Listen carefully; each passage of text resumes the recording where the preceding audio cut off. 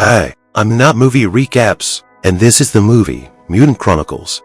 Of man, the mutants.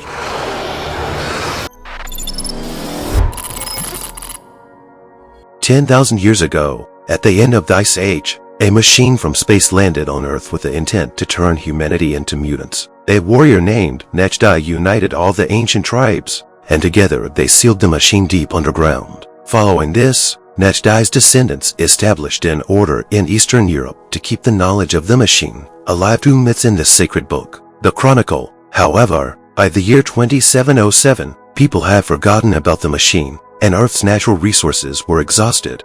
Now, the world is controlled by four corporations, which continue to fight each other to gain control over the few remaining resources. In Europe, the Bauhaus Corporation prepares for another battle against the Capital Corporation, unaware that they are fighting on the land where the machine was buried. Bauhaus Commander Steiner orders his men to continue shelling the enemy with artillery, while Capital Commander Nathan reminds his team to be brave and not give up.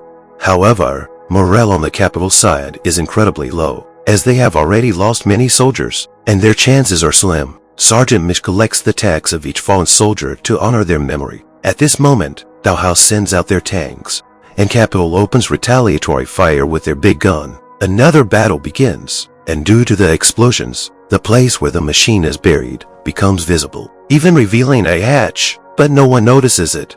Bauhaus responds with grenades and poisonous gas, which quickly spreads through Capital's trenches, instantly poisoning all soldiers who did not put on masks quickly enough. Soon, Bauhaus soldiers storm Capital's trenches, killing all soldiers in their path. Mitch nearly dies, but Nathan saves him at the last second by shooting the attacker. They do not give up and quickly start fighting back. Another powerful explosion occurs, causing the cave roof containing the machine to crack and eventually collapse. From the resulting hole, a strange creature crawls out and runs towards the nearest soldier to kill him. Soon, more mutants begin to crawl out of the hole and attack Capital's trenches, destroying most soldiers within seconds. When the Bauhaus soldiers advance into this area, they are surprised to see the bodies, and the mutants, taking advantage of their distraction, attack them as well. Meanwhile, Nathan and Mitch sneak around to survive. They do not see the mutants, so when they find the bodies of their comrades, they think Bauhaus did it. Eventually, Nathan confronts Steiner, and they blame each other for the situation, resulting in a knife fight. They barely have time to react when soldiers from both sides surround them. The mutants continue to emerge from the hole and use their sword-like arms to kill all soldiers in their path. Finally noticing the monsters, Nathan and Steiner decide to unite, and both armies open fire on the creatures. During the battle, Jesus is gravely wounded. Fortunately, an evacuation plane soon arrives, so Nathan grabs a machine gun and runs to distract the mutants while the survivors make a safe retreat. After some time, the news of the mutant release reaches the Order of Nechdai. Its leader, Brother Samuel, and the silent nun Severian go to a secret room in the monastery to check the Mutant Chronicles, hoping they will reveal how to destroy the machine. The book states that the mutants take wounded and dead humans to the machine to turn them into monsters, and no army in the world can defeat them because they are too strong. However, the book also predicts that there is a chosen one who can destroy the machine. Samuel then organizes a meeting with the leaders of the four corporations to discuss the situation. Mutants have taken over many major cities, so they propose evacuating humanity to Mars. But Samuel points out that they do not have enough spacecraft for everyone. He is also convinced that the mutants are smart enough to follow them. Samuel believes the best plan is to send a team into the cave to destroy the machine, but the corporate leaders continue to argue and cannot reach a consensus. Under the relentless onslaught of mutants, life in the cities becomes increasingly dire, and soon evacuation begins. However, as Samuel predicted, it's impossible to take care of everyone. Monsters kill all the soldiers trying to protect the streets, and families are torn apart when there aren't enough evacuation tickets for everyone. Sometimes, explosions meant to hit the monsters also bring down evacuation ships, killing both civilians inside and the monsters they land on. In a private conversation, one of the leaders tells Samuel that he cannot go to Mars due to poor health but still intends to help. He gives Samuel his ship and evacuation tickets to attract volunteers for the mission, promising that their relatives will be saved. After Samuel leaves with the documents, mutants surround the leader and quickly kill him. Meanwhile, Mitch visits Nathan's family to deliver the bad news. Nathan's wife is distraught, not knowing how to protect her daughter since they were not chosen for evacuation. Mitch comforts her as best he can but feels useless. That evening, Mitch goes to a bar and, after drinking, dips his comrade's dog tags into whiskey. At that moment, Samuel approaches him and asks Mitch to join the mission. Mitch initially refuses but changes his mind when Samuel offers him tickets. The next day, Nathan's wife prepares poison, planning to end her and her daughter's lives to avoid becoming victims of the mutants. However, Mitch arrives just in time and gives her the tickets so they can escape. Sometime later, Samuel gathers a small team of fierce warriors who agreed to join the mission to discuss the plan. They will have to navigate a series of underground tunnels and plant a special bomb in the center, which needs to be activated with a key that is supposed to be inside the machine. But they are not sure. Samuel believes that the chosen one is among the team and will resolve this issue when the time comes.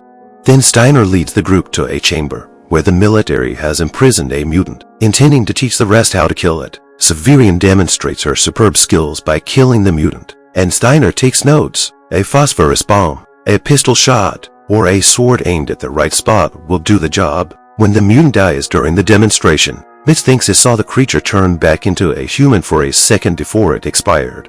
After this, the team gathers weapons and supplies and prepares for departure. Before boarding the plane, they receive a set of sacred swords. The airship shakes violently but takes off successfully. During the flight, the team shares stories about their loved ones to whom they gave the evacuation tickets. Suddenly, they notice a civilian aircraft heading straight for them and try to contact it to request a course change. But there is no response. It turns out the civilian plane has been hijacked by mutants, and Samuel's group opens fire on them.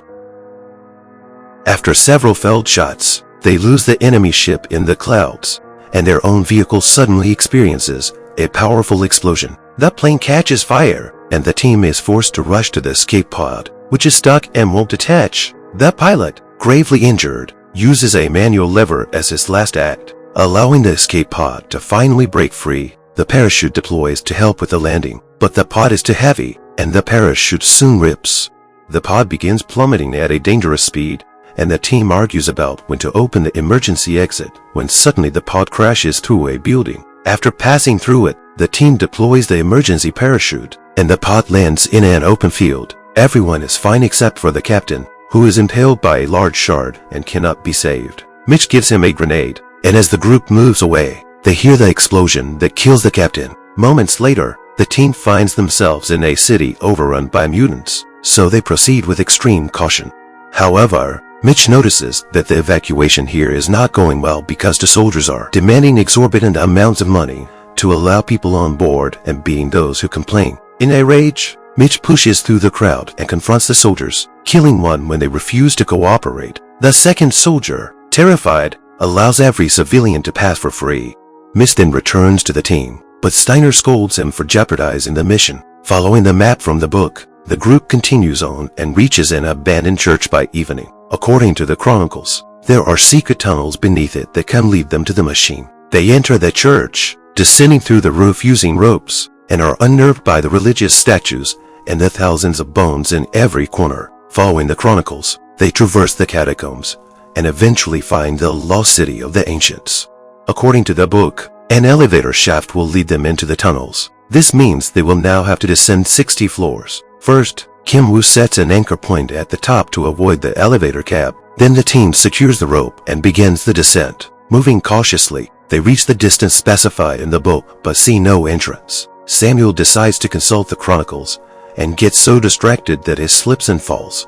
Fortunately, the fall is short and Samuel is okay, but they are met by hordes of mutants. Mitch jumps down to protect Samuel with bullets and fire and closes the elevator door to buy some time. Steiner hears the commotion and throws a grenade, which Severian catches just in time and tosses into the hole below to avoid hurting Samuel. The noise draws out more mutants, and when the rest of the team joins Samuel, a brutal fight ensues.